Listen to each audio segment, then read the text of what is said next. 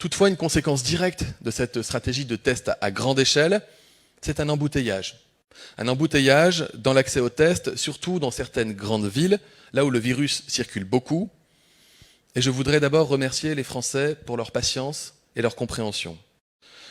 C'est la raison pour laquelle nous avons instauré une doctrine de priorisation des tests avec une liste de personnes prioritaires. Les personnes qui disposent d'une prescription médicale, les personnes symptomatiques, les soignants, les aides à domicile et les cas contacts. Le rôle des médecins généralistes dans cette priorisation est important.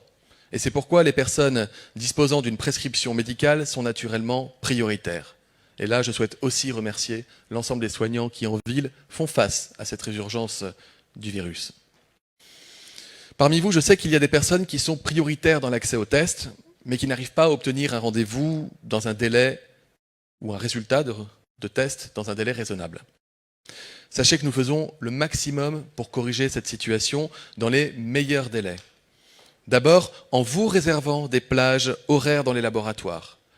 Ensuite, en installant des tentes ou des centres de dépistage qui vous seront dédiés dans toutes les grandes villes. Pour l'Île-de-France, ce sont 20 centres de prélèvement pour les publics prioritaires qui vont être déployés à Paris, à Trappes, à Bondy, à Évry, à compter de lundi prochain et qui viennent s'ajouter aux 590 laboratoires qui réalisent des tests PCR.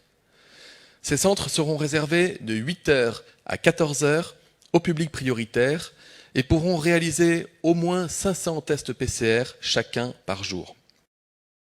Leur localisation, qui a été discutée avec les élus, sera rendue publique très prochainement. Sachez aussi que si vous n'êtes pas prioritaire, vous devrez parfois accepter d'attendre plusieurs jours pour être testé. Par ailleurs, il ne sert à rien de se tester trop souvent. Le test n'est pas un geste barrière.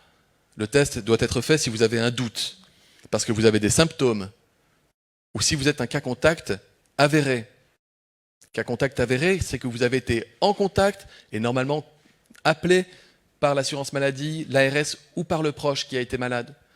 Si vous avez mangé avec quelqu'un hier soir et que cette personne vous rappelle aujourd'hui pour vous dire que son fils fréquente la classe d'un enfant qui a de la fièvre, vous n'êtes pas cas contact. Les cas contacts de cas contact ne sont pas des cas contacts.